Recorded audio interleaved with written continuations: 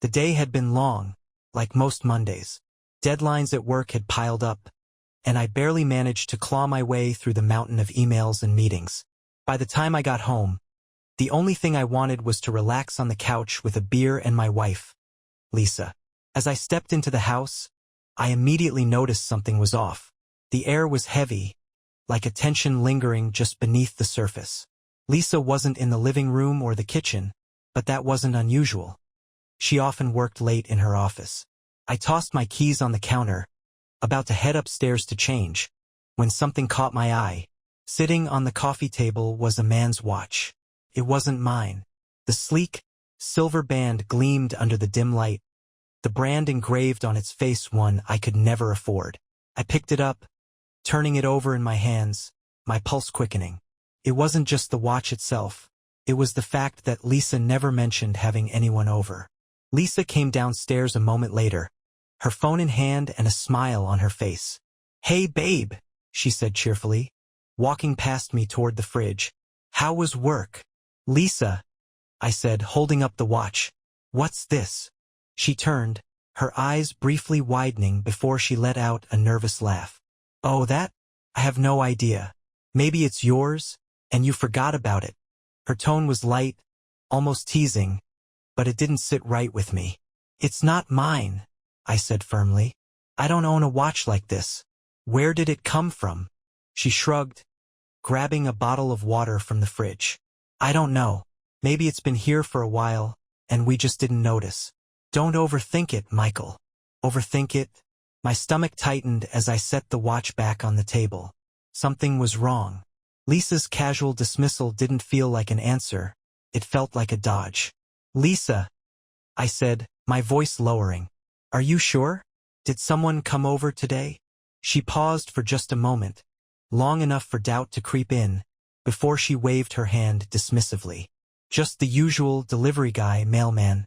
Nothing worth mentioning." Her flippant response left me unsettled. Lisa was usually direct, honest to a fault. But tonight, there was something off. A flicker of hesitation. A strange tightness in her smile. That night, as Lisa went to bed, I stayed up, staring at the watch on the coffee table. Its presence felt like a crack in the foundation of my life, small but undeniable. For the first time in 8 years of marriage, I wondered, what if I didn't know Lisa as well as I thought? The watch stayed on the coffee table like an uninvited guest, a constant reminder of the questions swirling in my head. Lisa was already asleep by the time I went upstairs, her breathing steady and peaceful. I stood in the doorway for a moment watching her. She looked so innocent, so unbothered. But the unease from earlier lingered. The next morning, Lisa was back to her usual self, cheerful and warm, flitting around the kitchen as she made coffee. She kissed my cheek as I grabbed my keys, her smile bright and unshaken. "Have a good day at work, babe," she said, her tone as breezy as ever. I forced a smile in return, but my mind was miles away. As I drove to the office, the doubts crept in. Lisa's reaction to the watch hadn't felt right. She'd laughed it off, but there was something in her eyes. A flicker of something she didn't want me to see. At work, I couldn't concentrate. Numbers and spreadsheets blurred together as my thoughts raced. Who did the watch belong to? And why would Lisa lie about it? I replayed the conversation in my head, picking apart every word, every gesture. Was I overreacting? Was there an innocent explanation I hadn't considered? Chris, my coworker and closest friend, noticed my distraction during lunch. "Mike," he said, snapping his fingers in front of my face. "Earth to Michael. What's going on with you?" I hesitated, debating whether to bring it up.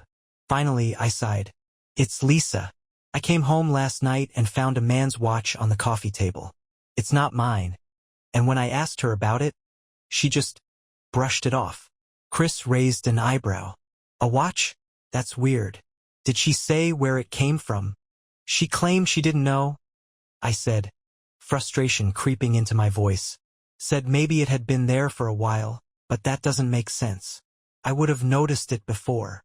Chris leaned back in his chair, his expression serious. "That's suspicious, man. I don't want to jump to conclusions, but you might want to keep an eye out." When I got home that evening, Lisa greeted me with her usual warmth. She'd made dinner, spaghetti, and garlic bread, my favorite. The smell filled the house, comforting but somehow off-putting in light of my doubts. As we ate, I couldn't stop myself from testing the waters. "So," I said casually, twirling my fork, "did anything interesting happen today?" Lisa shook her head, sipping her wine. "Not really. Just worked on some client projects and ran a couple of errands." "Anyone stop by?" I asked, keeping my tone light. Her fork paused mid-air, just for a second, before she resumed eating. "Nope. Just me and the cat all day." Her answer was too quick, too polished. I nodded, pretending to let it go, but my suspicions deepened. Later that night, while Lisa was in the shower, I decided to take a closer look at the watch. I turned it over in my hands, searching for anything that might give me a clue. There was a faint engraving on the back, "To DS, forever." The initials sent a chill down my spine. I didn't know anyone named DS, and as far as I knew, neither did Lisa. My heart pounded as I set the watch back on the table, my mind racing. This wasn't just some random object, it was personal, and Lisa had lied about it. That night, as I lay awake in bed, I made a decision. If Lisa wasn't going to tell me the truth, I'd have to find it myself. The next morning, I woke up with a heavy sense of resolve. Lisa was still asleep, curled up under the blanket, her face peaceful. I slipped out of bed quietly and went downstairs. The watch was still on the coffee table, its shiny surface catching the first rays of sunlight. I stared at it, the engraving running through my mind on a loop. To DS, forever. I spent the day at work distracted again, my thoughts consumed by questions I couldn't answer. Who was DS? Why had Lisa been so dismissive about the watch? Every time I tried to focus on work, my mind dragged me back to that moment in the living room. Chris stopped by my desk in the afternoon, his expression curious. "Any updates?" he asked, lowering his voice. "No," I said, shaking my head, "but I found an engraving on the watch. It says, 'To DS, forever.'" Chris whistled low. "That's personal. Do you know anyone with those initials?" "Not that I can think of," I replied. "But Lisa's hiding something. I know it." Chris gave me a long, measured look. "You need to figure this out, Mike. You're not going to rest until you do." That evening, Lisa was in high spirits again, chatting about her day and the new client she'd picked up. I nodded and smiled in all the right places, but my focus was elsewhere. After dinner, Lisa went upstairs to take a bath, leaving me alone in the living room. My heart raced as I grabbed her phone from the kitchen counter. I hated myself for snooping, but I had no choice. The phone was locked, but I knew Lisa's password. It was her favorite childhood pet's name. My hands trembled as I entered it, and the screen unlocked. I quickly scrolled through her messages, looking for anything out of the ordinary. Most of the texts were from friends or clients, nothing suspicious. But then I found a thread labeled DS. My stomach dropped as I opened it. The messages were casual at first, but the tone shifted as I scrolled further back. "DS. Last night was amazing. I can't stop thinking about you. Lisa. Me too. I wish we had more time together.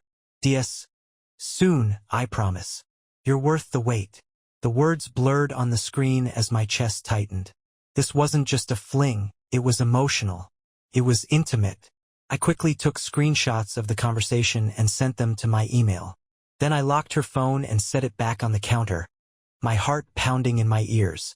When Lisa came back downstairs, wrapped in her robe with a towel around her hair, she smiled at me like nothing was wrong. "Hey, wanna watch a movie?" I forced a nod, pretending everything was fine. But inside, my mind was racing. I had what I needed. Now I just had to decide what to do with it. That night I barely slept. The words from Lisa's texts to DS burned in my mind, each one twisting the knife deeper. She wasn't just cheating. She was emotionally connected to this guy. The casual intimacy, the way she spoke to him, it was something I hadn't seen from her in years. The next morning, Lisa acted like everything was normal. She kissed me goodbye as I left for work, her smile bright and carefree. I felt like I was living in an alternate reality. At work, I went over the screenshots again, analyzing every word. DS clearly wasn't just a passing fling. He was someone important to her, someone she'd been seeing for a while. Chris stopped by my desk again, a concerned look on his face. "You look like hell, man. What's going on?" I hesitated, then handed him my phone with the screenshots pulled up. His eyes widened as he read through the messages. "Damn," he muttered. "This is bad." "Yeah," I said, my voice hollow. Chris looked at me, his expression serious. "So, what's your plan? You can't just sit on this." "I know," I said, running a hand through my hair. "But I need more. I want her to admit it. If I confront her now, she'll just deny it." That evening, I came home to find Lisa in the kitchen, chopping vegetables for dinner. She greeted me with a kiss on the cheek, her tone light and cheerful. "How was your day?" she asked. "Busy," I replied, forcing a smile. "Yours?"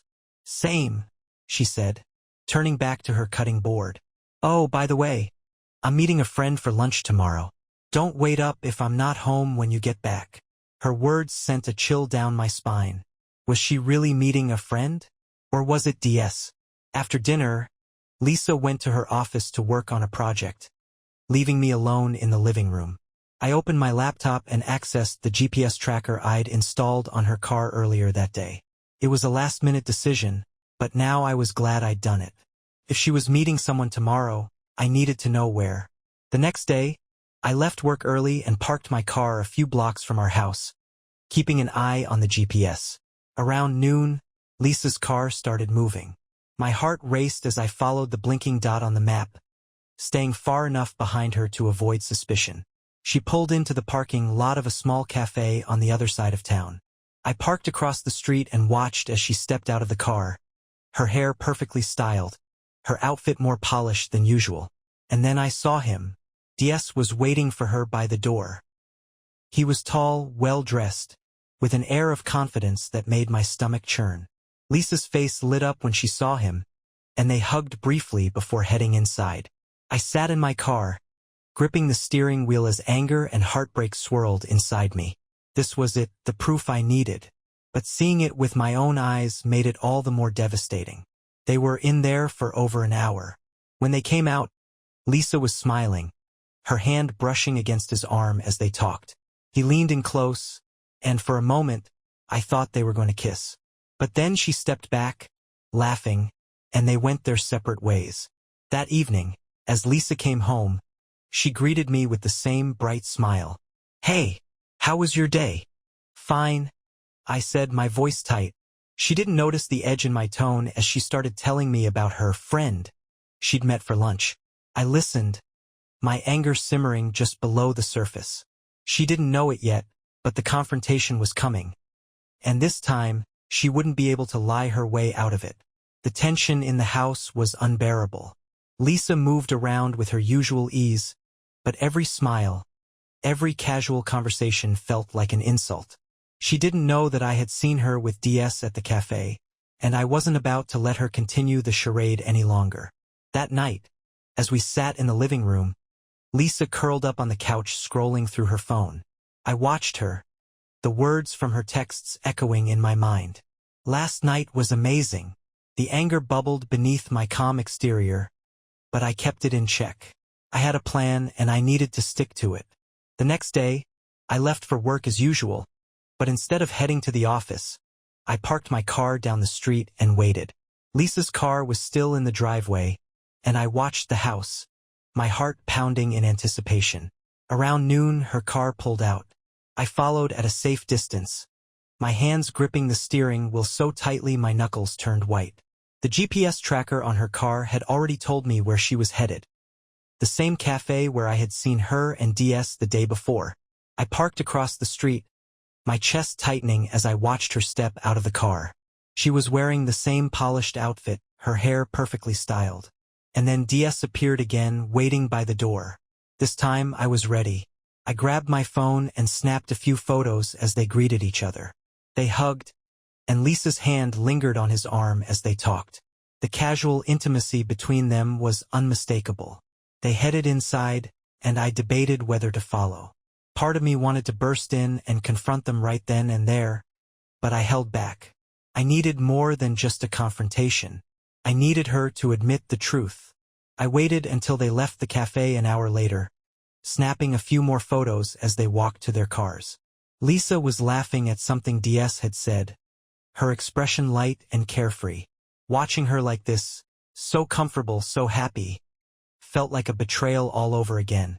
This was the woman I had trusted with my heart, and she was giving pieces of herself to someone else. That evening, as Lisa came home, I forced myself to act normal. She kissed me on the cheek, her smile bright as she asked about my day. "It was fine," I said, keeping my tone neutral. "How about you? Get a lot done?" She nodded, heading into the kitchen to grab a drink. "Yeah, just worked on some projects and grabbed lunch with a friend." My jaw tightened at her casual mention of lunch. "Which friend?" I asked, my voice steady. She hesitated for a fraction of a second before replying, "Just one of the girls from the design team. Nothing exciting." Her lie stung more than I expected. I nodded, pretending to accept her answer, but inside, I was seething. That night, as Lisa slept beside me, I stared at the ceiling, my mind racing. I had the photos, the texts, the footage from the GPS. I had everything I needed. The confrontation was coming. The next morning, I woke up early, the weight of what I was about to do pressing down on me like a lead blanket. Lisa was still asleep, her face peaceful and untroubled. It was a stark contrast to the storm raging inside me. I went downstairs and sat at the kitchen table, the screenshots and photos pulled up on my laptop. I stared at them, my anger simmering just beneath the surface. Today, there would be no more lies. When Lisa came down later, she was humming softly, her usual bright demeanor intact. She kissed my cheek as she passed, heading to the coffee machine. "Morning," she said cheerfully. "You're up early." "Yeah," I replied, my voice clipped. She glanced at me, her smile faltering slightly. "Everything okay?" I took a deep breath, steadying myself. "We need to talk." Lisa froze for a moment before turning to face me, her brow furrowed. "Okay, about what?" "About this," I said, turning the laptop toward her. Her eyes widened as she saw the screenshots of her texts with DS and the photos of them at the cafe. Her face drained of color, and she took a step back, her hand flying to her mouth. "Mike, don't," I said sharply, cutting her off. "Don't even try to explain. I've seen everything, Lisa. The texts, the photos, the lies. I know." She sank into the chair across from me, her hands trembling. "It's not what it looks like," she stammered. I laughed bitterly. "Not what it looks like? Really? Because it looks like you've been sneaking around with some guy named DS for months. So, tell me, Lisa, what exactly is it?" Tears filled her eyes, and she shook her head. "I didn't mean for this to happen," she whispered. "I swear, Mike, I didn't." "That's not an answer," I snapped, my anger boiling over. "How long, Lisa? How long have you been lying to me?" She hesitated, her gaze dropping to the table. "A few months," she admitted finally. "A few months?" I repeated, my voice cold. "And you thought I wouldn't find out? You thought you could just, what, keep stringing me along while you played house with someone else?" "I didn't want to hurt you," she said, her voice breaking. "Well, congratulations," I said bitterly. "You did a hell of a job." The room fell silent, the weight of her confession hanging between us. I stood, pacing the kitchen as I tried to process everything. "Who is he?" I asked finally, my back to her. "What? You heard me," I said, turning to face her. "Who is DS?" She hesitated, her hands twisting in her lap. "His name is David," she said quietly. "We met at a client event." Her words felt like another betrayal, a fresh wound on top of the others. I shook my head, laughing bitterly. "David, of course. And I suppose he's married too." "No," she said quickly. "He's not. But Mike, I swear, it didn't mean anything." Stop, I said, cutting her off. Just stop. I leaned against the counter, my hands gripping the edge as I fought to keep my composure. You don't get to sit there and play the victim, Lisa. You don't get to pretend this is some mistake. You knew exactly what you were doing. And you did it anyway. She sobbed, her shoulders shaking as she buried her face in her hands. I'm so sorry, she whispered. Sorry doesn't fix this, I said, my voice cold. Sorry doesn't undo the months of lying, the betrayal, the absolute disrespect you've shown me. For a long moment, neither of us spoke. Finally, I straightened and looked her in the eye. You need to pack your things, I said firmly. Her head snapped up, her eyes wide. Mike, please. No, I said, cutting her off. You don't get to stay here. Not after this. Pack your things and go. I don't care where, but you're not staying in this house. Lisa's sobs grew louder as she stared at me, her face streaked with tears. Mike, please, she begged, her voice trembling. I'll do anything. Anything to fix this. Just give me a chance. You had your chance, Lisa, I said coldly. You had years of chances, and you chose to throw them away. She shook her head violently, clutching the edge of the table as if it were the only thing holding her upright. I didn't mean for this to happen, she said, her voice breaking. I was lonely, and I made a mistake. A terrible mistake. But I still love you. I laughed bitterly, the sound harsh even to my own ears. Love? Is that what you call this? Sneaking around behind my back with some guy while lying to my face? That's not love, Lisa. That's betrayal. The room fell silent again, the weight of my words pressing down on both of us. I turned away, pacing the kitchen as I tried to rein in my emotions. How long were you planning to keep this up? I asked finally, my voice low. What? How long? I repeated, spinning to face her. How long were you going to keep lying to me, Lisa? How long were you going to pretend like everything was fine while you ran off with him? She didn't answer, her gaze dropping to the floor. That's what I thought, I said bitterly. I leaned against the counter, crossing my arms as I stared at her. You know, I always thought we had something real, I said quietly. I thought we were building a life together. But now I realize, I was just a placeholder, wasn't I? Someone to keep the house warm while you went looking for something better. That's not true, she said quickly, her voice filled with desperation. You mean everything to me, Mike. I don't know what I was thinking. You weren't, I said sharply. Or maybe you were, and you just didn't care. Her sobs renewed, her head dropping into her hands. I don't want to lose you, she choked out. Well, you should have thought about that before, I said, my voice cold. I walked to the door, opening it wide. Pack your things, Lisa. I want you out of this house by tomorrow. Her head snapped up, her eyes wide with panic. Tomorrow? She repeated, her voice trembling. You're lucky I'm giving you that long, I said, glaring at her. I don't want to see you here after that. Do you understand me? She nodded slowly, her shoulders shaking as she tried to compose herself. I'll go, she whispered. But Mike, I really am sorry. I didn't respond. Couldn't. I turned away, unable to look at her any longer. That night, I slept in the guest bedroom. The silence of the house was deafening, punctuated only by the occasional sound of Lisa moving around upstairs. I stared at the ceiling, the anger and heartbreak swirling in my chest. She was still here, but it already felt like she was gone. The morning light poured into the house, casting long shadows over a space that felt emptier than ever. I woke up in the guest bedroom, the sheets tangled around me, and the dull ache in my chest a reminder of everything that had happened. Lisa's suitcase was by the door when I came downstairs. She sat at the kitchen table, clutching a mug of coffee, her face pale and her eyes rimmed with red. She looked up as I entered the room. Good morning, she said softly. I didn't respond.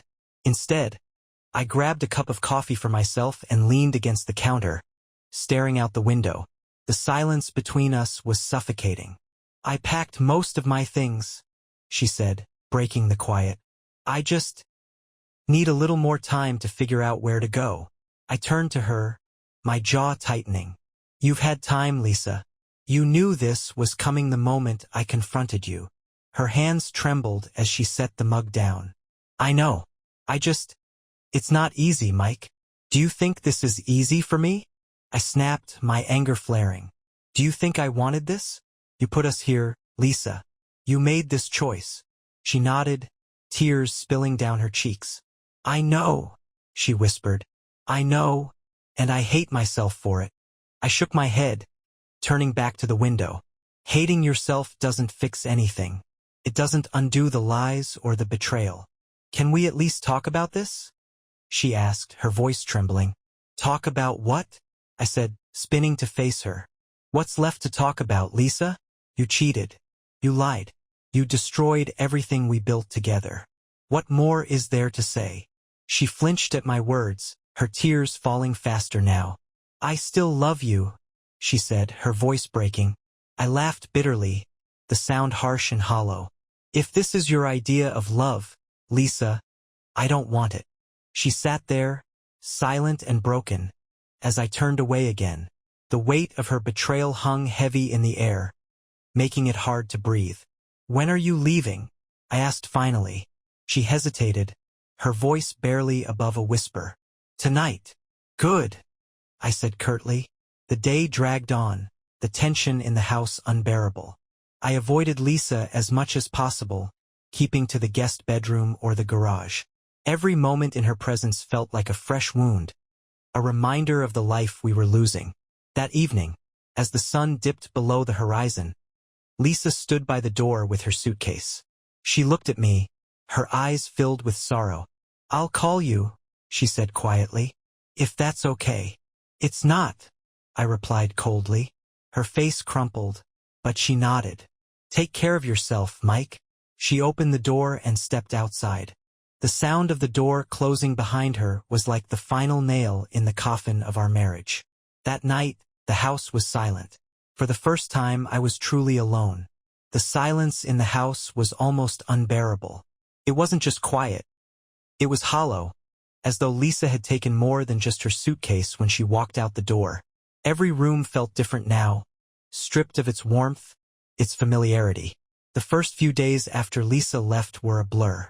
I went through the motions of work and daily life, but it all felt meaningless. The anger and betrayal churned inside me, but the sadness was heavier, dragging me down with every thought of her. Chris stopped by one evening, a six-pack of beer in hand. Figured you could use some company, he said, setting the bottles on the coffee table. Thanks, I muttered, sinking into the couch.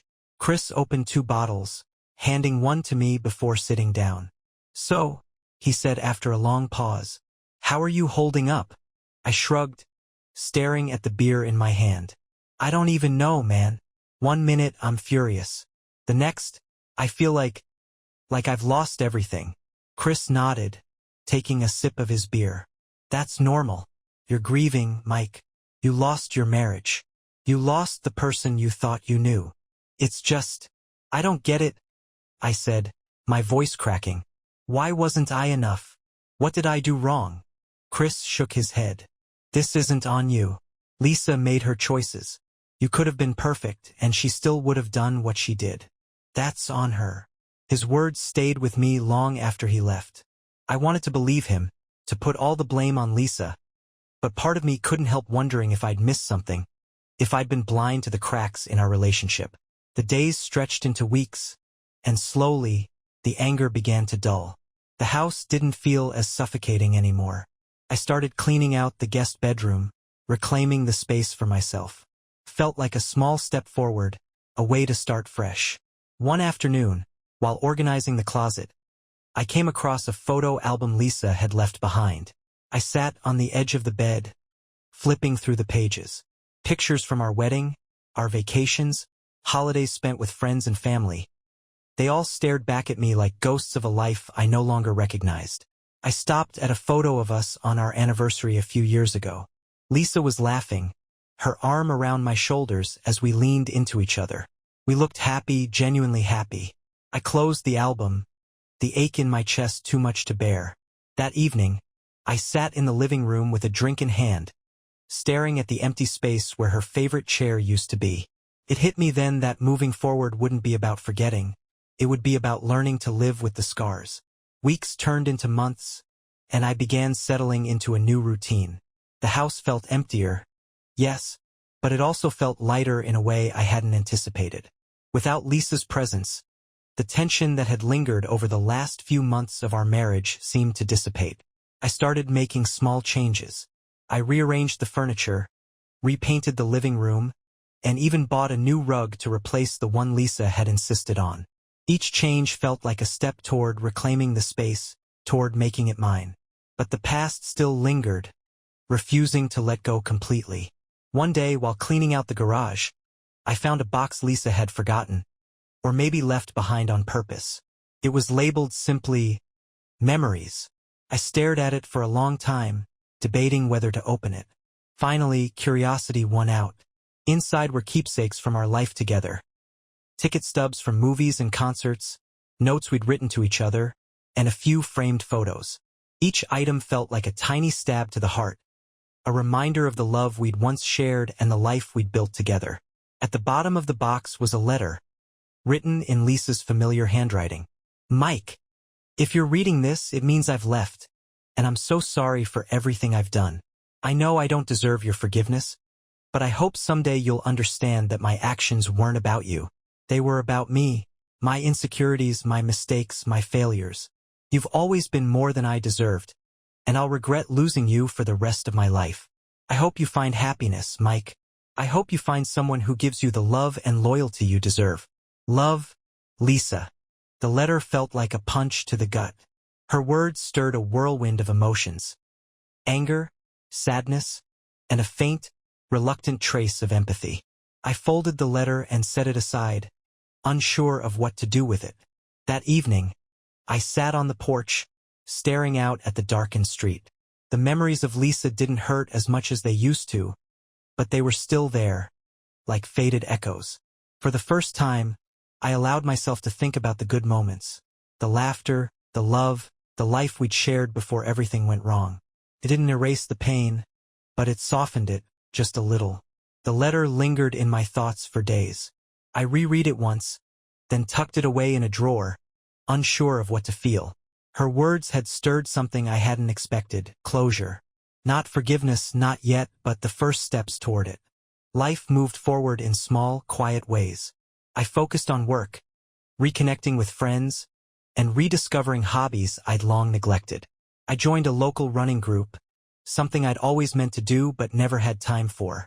The physical exertion cleared my mind, giving me a reprieve from the storm of emotions that still brewed beneath the surface. One weekend, Chris invited me to a barbecue at his house. "You've been cooped up for too long," he said. "Come hang out, have a beer, meet some new people." I almost declined, but something about his tone made me reconsider. "All right," I said finally. "I'll come." The barbecue was exactly what I needed.